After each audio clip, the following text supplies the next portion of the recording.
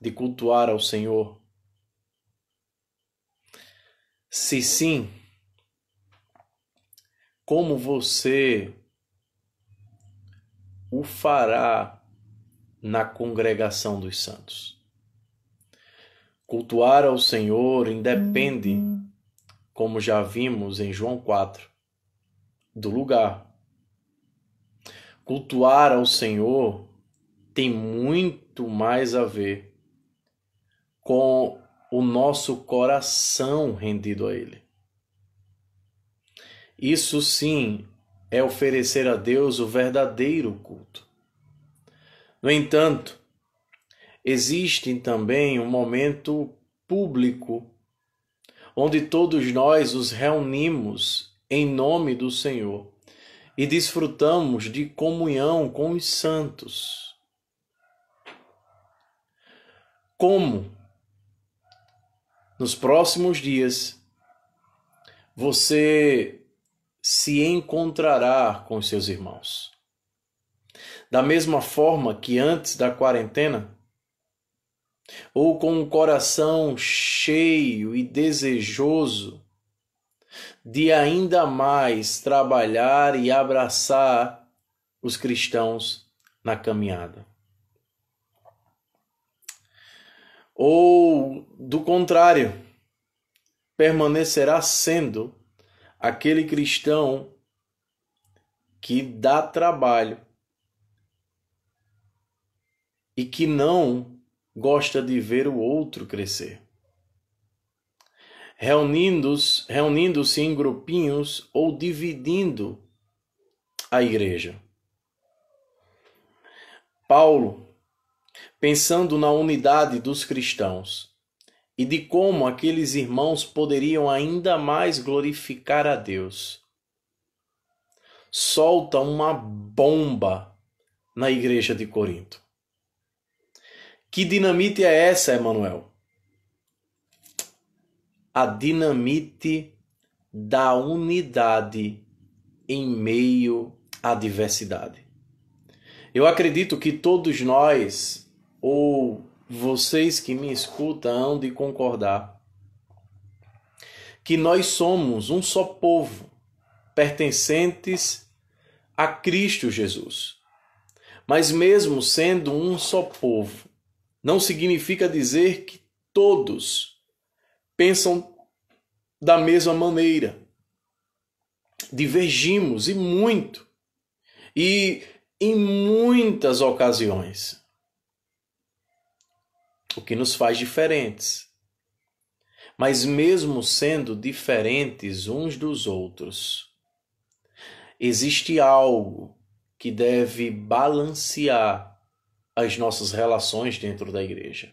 E o que é, Emanuel? Que todos nós somos ou pertencemos ao corpo de Cristo. Esta é a grande verdade que Paulo destaca a partir do verso 12, do capítulo 12 de Coríntios. Pois ele inicia dizendo: ora, assim como o corpo é uma unidade, embora tenha muitos membros, e todos os membros, mesmo sendo muitos, formam um só corpo. Assim também com respeito a Cristo. Pois em um só corpo todos fomos batizados em um único Espírito, quer judeus, quer gregos, quer escravos, quer livres, e a todos nós foi dado beber de um único Espírito. Então percebam aqui, irmãos, que entre os versos 12 e 13, Paulo usa a figura de um corpo, porque um corpo, ele é um corpo, porque existe unidade, existe braço, existe cabeça, existe perna. E essas partes vão formar um todo. E que todo é esse? É o corpo. Então Paulo usa a figura de um corpo para ensinar a igreja de Corinto que eles são comparados ou foram chamados para viver em unidade, em comunhão uns com os outros, uma vez que eles pertencem ao corpo de Cristo. Por qual razão ele fala isso, Emanuel? Numa rápida leitura, nos 4 primeiros capítulos, você vai saber que esta era uma igreja na qual a divisão imperava. Os irmãos se dividiam entre os partidos. Havia uma predisposição a um grupo se orgulhar por Paulo. Outros se orgulhavam porque eram seguidores de Pedro. Outros de Apolo. E outros que se diziam de Cristo, que de acordo com um comentarista, este grupo era o grupo mais difícil de todos, porque não queriam ser submissos a nenhuma liderança cristã de sua época. Logo, eles se intitulavam de Cristo. Tendo em vista esse cenário e as muitas dificuldades doutrinárias que a igreja de Corinto enfrenta, Paulo reserva então 3 capítulos, o 12, 13 e o 14, para tratar desta divisão, como os irmãos poderiam ser cristãos autênticos, ser cristãos mais piedosos. E ele faz isso observando os talentos dos irmãos. Não é sem razão que esta passagem que nós acabamos de ler, ela brota ou surge dentro de um bloco no qual Paulo reserva para tratar dos dons espirituais, os quais eram exercidos pelos cristãos da igreja de Corinto de maneira imatura, pois o dom era título ou motivo para os irmãos se jactarem, ou até mesmo excluírem outras pessoas. É nesse cenário, irmãos, de divisão, é nesse cenário de segregação, de separação de um grupo em detrimento de outro, que Paulo então surge com esta primeira parte que nós acabamos de ler. Ora, assim como um corpo é uma unidade, e embora tenha muitos membros, e todos os membros, mesmo sendo muitos, eles formam um só corpo. Dito em outras palavras, tudo que nós possuímos dentro de um corpo, seja braço, perna, cabeça, boca, ouvido, dedo, tudo tem um propósito, tudo tem um motivo, tudo tem uma razão, de maneira que se parte deste corpo nosso é subtraído, se parte do nosso corpo é perdida, nós iremos sentir dificuldades na hora de executar alguma atividade. No entanto, se nós usufruímos de um corpo saudável, se nós usufruímos de um corpo regular, tudo que nós temos, irmãos, nos ajuda, nos auxilia no dia a dia. Então Paulo usa esta figura de linguagem chamada símile, ou uma figura de comparação, para dizer que a igreja do Senhor, o povo de Deus, é comparada ou é comparado a um corpo. E da mesma forma que este corpo possui diversos membros, isso não faz do corpo ou as partes do corpo independentes.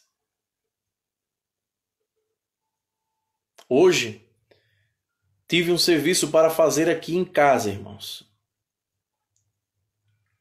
Tive que me ajoelhar. E percebam que enquanto eu usava a mão para limpar determinado compartimento da minha casa, o meu pé, a minha perna me dava apoio e sustentação para que tal ação fosse executada. Enquanto eu usava as mãos, eu precisava da minha visão para alcançar os lugares e perceber se eu tinha feito ou executado a tarefa de maneira correta. Então percebam, as partes do corpo, elas têm um propósito. E quando nós estamos fazendo alguma coisa, pense em você lavando os pratos, e quando você usa as mãos, você precisa das pernas para estar ali diante da pia. Não existe parte inferior, irmãos. Tudo que está no corpo, tudo que está no corpo, tudo que está nele tem um propósito. Mesmo ele sendo, ou eles, as partes sendo diferentes. E aqui nós aprendemos uma lição, irmãos. Nós agora que nos aproximamos, de voltar nas próximas semanas os cultos, voltarmos às nossas atividades na igreja, nós precisamos uns dos outros. O corpo, mesmo ele tendo diferentes partes, mas ele serve a um propósito. Por isso, que Paulo agora vai nos preparar para o verso de número 14, para falar das diferentes funções que esse corpo pode ter ou expressar. Pois ele segue dizendo, o corpo não é feito de um só membro, mas de muitos. E aqui ele começa a abrir espaço para a diversidade do corpo, irmãos. Se só o pé disser, por que não sou mão? Não pertenço ao corpo? Nem por isso deixa de fazer parte do corpo. E se o ouvido disser, por que não sou olho? Não pertenço ao corpo? Nem por isso deixa de fazer parte do corpo. Se todo o corpo fosse olho, onde estaria a audição? Se todo o corpo fosse ouvido, onde estaria o olfato? De fato, Deus dispôs cada um dos membros no corpo segundo a sua vontade. Qual era o problema aqui, irmãos? A gente não pode perder de vista o contexto. Havia alguns dons que eram, digamos, os dons prediletos. No contexto aqui, era o dom de línguas. Era aquele dom mais venerado e desejado. Até porque ter o dom de línguas era sinal de que, para a igreja de Corinto, você era um cristão espiritual. Então, havia muitas pessoas que desejavam ter o mesmo dom. E é por isso que Paulo usa aqui a ideia de que, por que sermão? Pois ele confessa no verso de número 15, se o pé disser, por que não sou mão? Não pertenço ao corpo? Nem por isso deixa de fazer parte do corpo. Ele segue ainda no verso 16: e se o ouvido disser, porque não sou olho, não pertenço ao corpo, nem por isso deixa de fazer parte do corpo. Então percebam como se uma parte quisesse ser a outra. E Paulo nos ensina aqui, com essa negação, nem por isso deixa de ser ou de fazer parte do corpo, né? Ele fala isso no verso de número 15, fala isso no verso de número 16. E aí ele segue no verso 17: se todo o corpo fosse olho, onde estaria a audição? Se todo o corpo fosse ouvido, onde estaria o olfato? Trazendo para os nossos dias, imaginem se na igreja todo mundo fosse apenas ou participasse do louvor. Quem pregaria?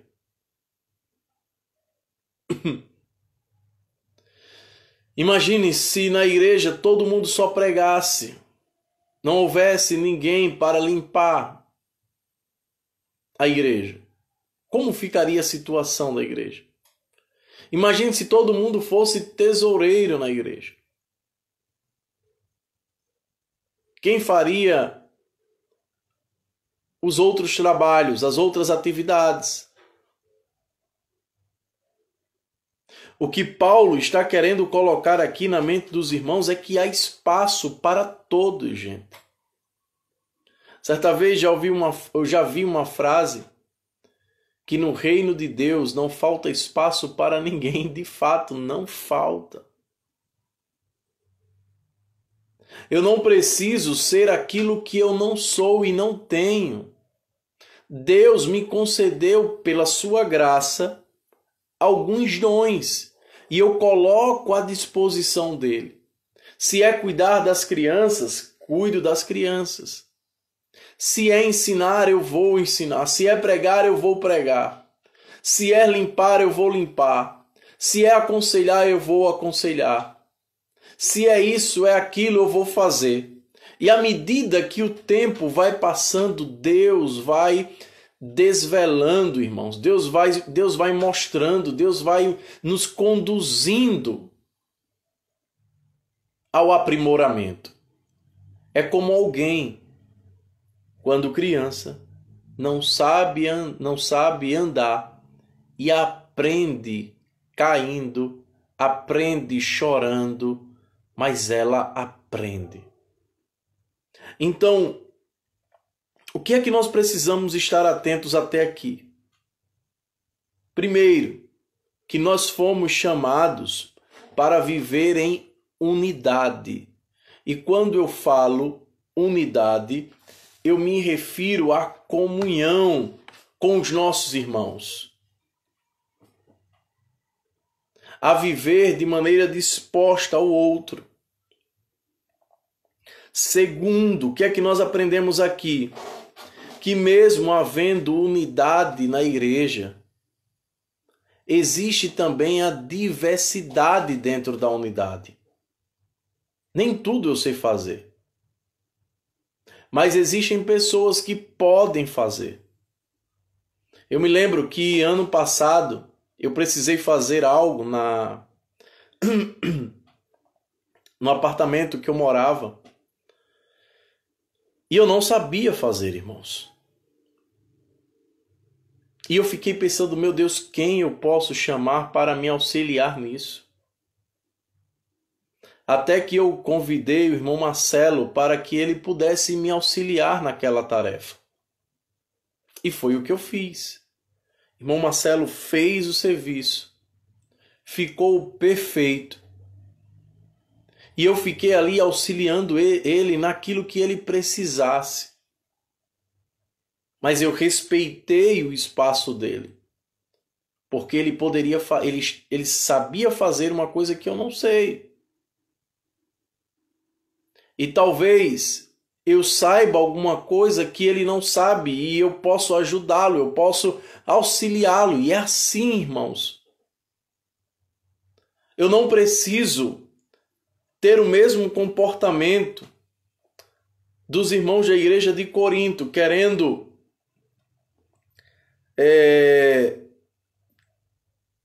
desmerecer um ou alguma pessoa em detrimento de outra, para que eu possa receber destaque. Porque era esse o problema da igreja. O nosso coração desejoso por aplausos, o nosso coração corrupto, muitas das vezes é inclinado a esse pensamento. Por que as pessoas querem ser relevantes hoje em dia? Por que você acha que as pessoas correm, se matam para ter likes, curtidas nos seus canais, visualizações? Por que as pessoas correm e se preocupam com a sua performance? Se preocupam com a sua credibilidade. Por quê, irmãos? Para que elas possam ser ainda mais destacadas e elas afagarem o seu ego. Só que na igreja de Cristo, esse comportamento é abominável ao Senhor. Há uma liberdade que eu tenho e que eu respeito a do outro também. E a minha liberdade, ela tem como limite o amor. Não é sem razão que Paulo, após este capítulo 12, vai deixar um capítulo só para tratar do amor, irmãos. Porque sem amor, sem amar o outro, a gente não consegue respeitar o outro. A gente só respeita o outro em amor.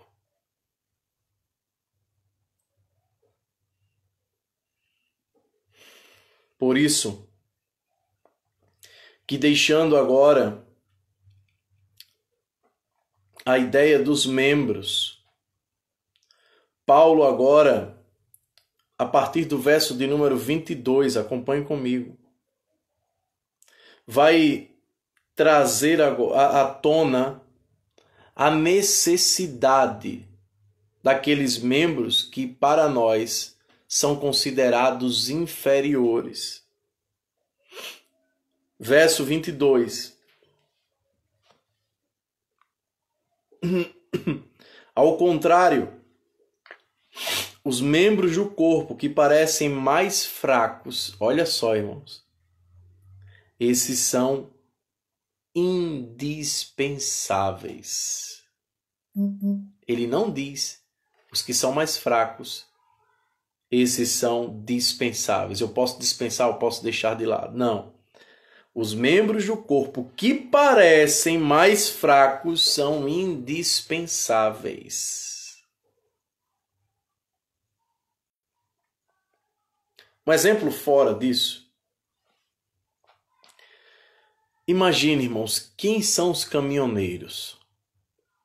Quem dava crédito aos caminhoneiros? Mas você se lembra quando os caminhoneiros pararam? E o que eles causaram no nosso país? O estrago, a agonia. Aqueles membros que nós achamos que são os mais insignificantes ou aparentam ser, esses são importantes, são indispensáveis. Dito em outras palavras, são importantíssimos. Se é indispensável, é importante. E os membros que pensamos serem menos honrosos, tratamos com especial honra. Então, o que é que Paulo está querendo dizer aqui nesses 2 versos que nós acabamos de ler? É que a gente precisa ter muito cuidado com os nossos pré-julgamentos, com aquilo que consideramos honroso ou menos honroso, aquilo que a gente acha que traz vergonha e que não quer se relacionar. A gente precisa ter muito cuidado, irmãos, na igreja de Cristo. De acordo com o que Paulo fala aqui, todos são importantes. Do irmão que vende a pipoca na frente da igreja, o pastor que prega. Se é que eu posso colocar o pastor como o título máximo, irmãos.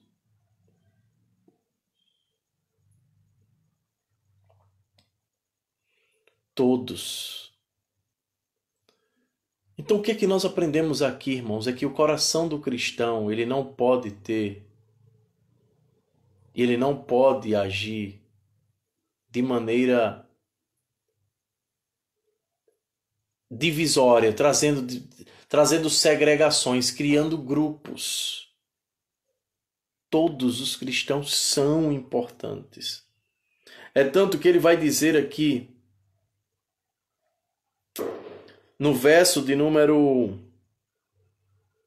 25, a fim de que não haja divisão no corpo, mas sim que todos os membros tenham igual cuidado uns pelos outros. Percebem? A fim de que não haja divisão, mas sim que todos os membros tenham igual cuidado uns pelos outros. O que significa dizer que todos na Igreja de Cristo são responsáveis pela vida espiritual uns dos outros. Não é só o pastor que cuida do irmão, mas o irmão pode cuidar do irmão. Com isso eu não estou querendo eximir a minha responsabilidade para com o irmão, mas dizer, de acordo com esse texto, que todos nós fomos chamados para cuidar uns dos outros também. Fomos convocados por Cristo para estarmos perto uns dos outros. Então, meus irmãos, não tem como a gente olhar para um irmão na Igreja de Cristo com o nariz acima.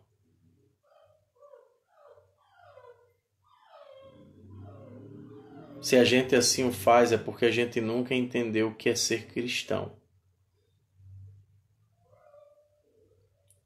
Esses dias eu dizia para minha esposa que o grupo que mais deveria expressar humildade na terra deveria ser os cristãos. Os cristãos deveriam ser as pessoas mais humildes.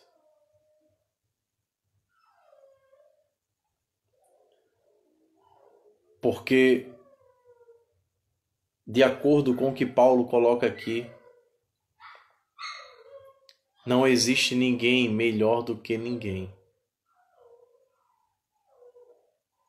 A nossa cultura, ela é contrária a isso. A nossa cultura diz que nós devemos ser sempre o melhor.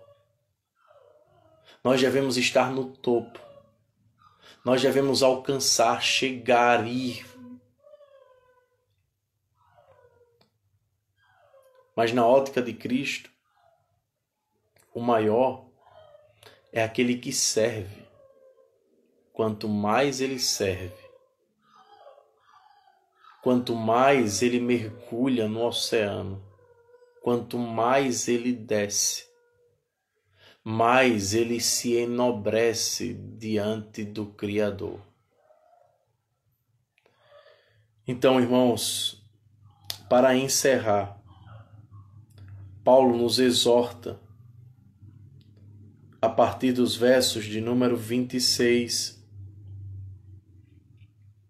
dizendo: quando um membro sofre, todos os outros sofrem com ele.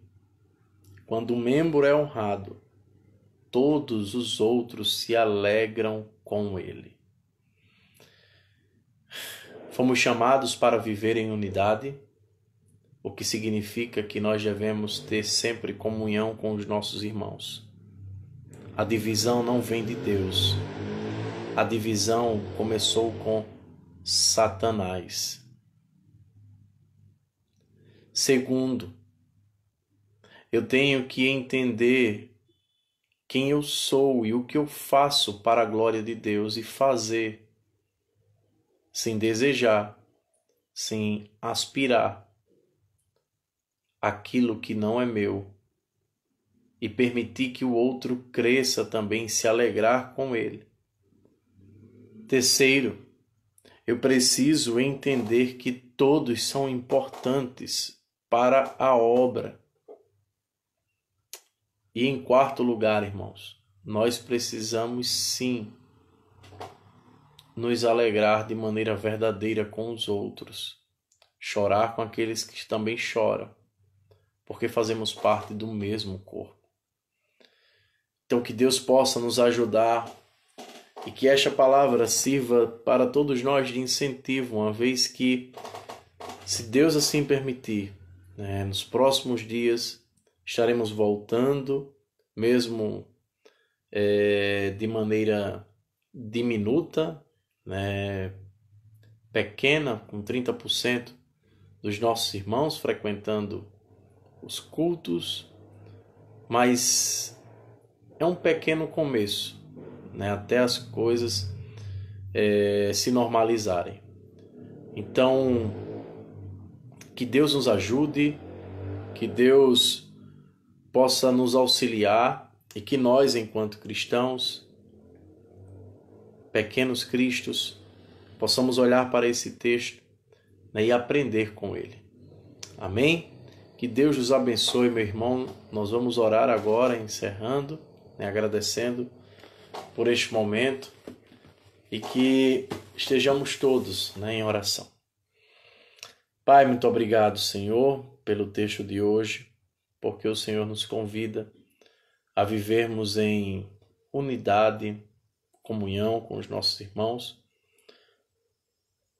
e aprender, Senhor, também a lidar com a diversidade. Aprender que nós não somos tudo e não fazemos tudo. E graças a Deus por isso. Porque isso nos humilha também, de certa forma. Precisamos entender que dependemos de Ti e dos outros. Somos incapazes, Senhor, de fazer tudo. Muito obrigado por isso, porque temos a oportunidade também de expressar o nosso amor e aprender uns com os outros. Quero Te agradecer, Senhor, pela noite de hoje, pelos meus irmãos, por todos que estiveram aqui conosco e estão, e nos ajuda para iniciarmos mais uma semana. Assim Te oramos e Te agradecemos, no nome de Jesus. Amém. Amém, meus irmãos, que Deus vos abençoe.